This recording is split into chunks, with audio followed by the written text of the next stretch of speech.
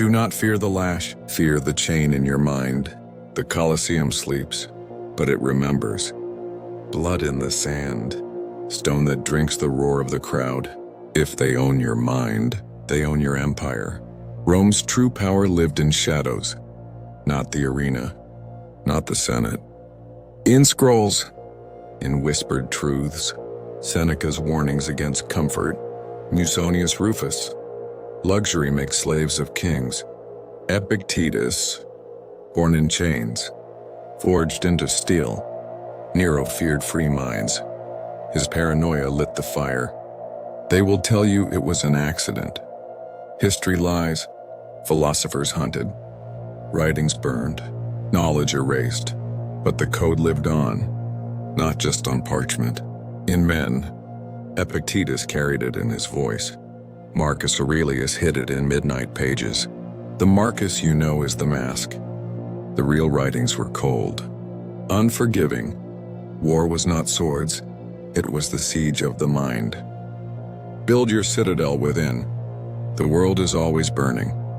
The citadel was a system, a code of fortifications. Morning, rehearse losing all. Afternoon, face betrayal. Night, walk through your own death. This was not cruelty. It was steelwork. Marcus was surrounded by vipers. He learned, freedom is desiring nothing from another. Insults tested the gates. Disaster drilled the defenses. When plague came, it is not events that harm us, but our opinion of them. Modern Stoicism is sugar. The iron is hidden. You were taught to accept, not to strip fear from your bones. Today's powers bury the arsenal. An ungovernable mind can't be sold, can't be bent, can't be rattled. The Brotherhood knew this. They trained only the willing, the dangerous. Once you see the machinery, you cannot unsee. Once you taste freedom from approval, you are marked untouchable. Marcus knew this isolation. In sickness and war, if they take the body, let them. The mind cannot be conquered. Now 2 roads. 1, back to the arena. 2, into the citadel. Fear, desire, invisible chains. These are the enemies inside. You will see the fire still burning. You will see how they teach you to love your cage. The key has always been in your hand. Your first brick. Take nothing personally. Praise, insult, indifference. Wind outside the walls. Every desire mastered. Every fear stripped away. Every moment of reason over reflex. Another stone in the wall. One day, the enemy will hammer your gates, and you will not open them. This is the first night in the citadel. The flames will come again. Only those inside will stand. You have been warned. You have been invited. The rest is yours. Marcus Aurelius knew. If you could not be shaken, you could bend chaos itself. He trained as a general of the mind. Every thought a soldier. Every reaction a formation. Enemies expected anger. He gave them silence. They attacked his body. He guarded his command over pain. Pain was never the enemy. Loss was never the enemy. Dependency was the enemy. The inner citadel was built for siege. But Marcus learned, a fortress that cannot be taken can choose when to strike. He could walk into chaos, and chaos bent around him. When generals plotted, he heard them. He studied them. He did not move until the moment would end them. When the plague spread fear, he stood in the square, calm, and the people caught his calm like fire. This was power, contagious composure, an unspoken command. The public saw patience. The truth was war. Calm was not kindness. It was control. The inner citadel became a crown no one could steal. And here is the danger. Modern powers saw it, and they took it. They study the same code, the same principles Epictetus gave to emperors, but they don't use it to free you. They use it to rule you. They have built their own citadels, in corporations, in governments, in media, The same tactics Marcus used to resist manipulation are now weaponized to manipulate you. You think propaganda is chaos? It's precision. Your outrage is planned. Your distraction is scheduled. The code says control perception, and you control reality. They control the frame. They decide which storm you see, and which silence you never hear. You are trained without knowing. Your reflexes are conditioned. Every notification, every headline, every breaking news pulse, a knock at your gates. You open them, they walk in. They know you cannot ignore your desires, so they flood you with them. They know you cannot ignore your fears, so they drip-feed you new ones. The Brotherhood built men immune to this. Modern power dismantles men to feed on it. They teach a bastardized Stoicism, just enough calm to accept your place, never enough will to change it. They preach don't be political. They mean don't notice. They preach accept what you can't control. They mean stop trying. But the original code, the Emperor's Code, was never about surrender. It was about sovereignty. Marcus accepted death because he had trained to be untouchable in life. Epictetus accepted chains because he had broken the chain of needing freedom to be free. Modern systems want you calm, so you never see the cage. This is why the Citadel must be rebuilt, not as their walls, as yours. You must own your attention. The code begins there. When the news screams, do not flinch.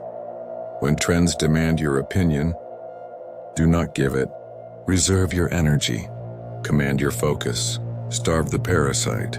Every time you refuse to react, a brick returns to your wall. Every time you delay a pleasure, a tower rises. Every time you endure discomfort without complaint, the gate becomes unbreachable. But there is more. The Brotherhood had an offensive weapon. It was the inversion of fear. They called it the Storm March. They walked into what others ran from: cold, hunger, humiliation, loss. Not to suffer, but to prove nothing external could command them. Once you know the storm cannot touch your mind, you can walk through any fire. Marcus walked into plague camps. He breathed the same air as the dying. The Empire saw, and their fear broke. That is the strike from the Citadel. Not rage, not force. Unmovable presence in the heart of chaos. The modern tyrant fears this, because no threat works on it. No bribe works on it. This is the discipline they have stolen and twisted. This is the discipline you will take back. But you must decide. You cannot carry the Citadel inside you and still serve their Citadel outside. The walls you build within will make you an exile without. The crowd will call you cold. Friends will call you distant. Lovers will call you hard.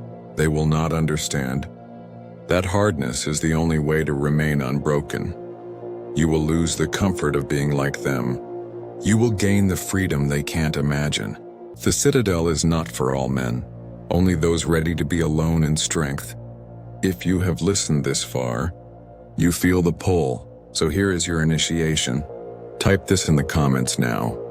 AMOR FATI, twice forged. Do it twice.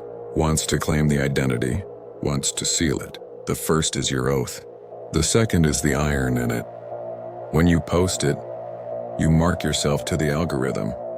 Others like you will see it. They will know you are awake. The Brotherhood is rising again, not in marble halls, but in men's minds. And when the new Nero sets the world on fire, it will be the men in the Citadel who remain. Your enemies already study you. They already shape your fears. They already bend your desires. You will break the shape. You will bend nothing but your own will. The code is simple.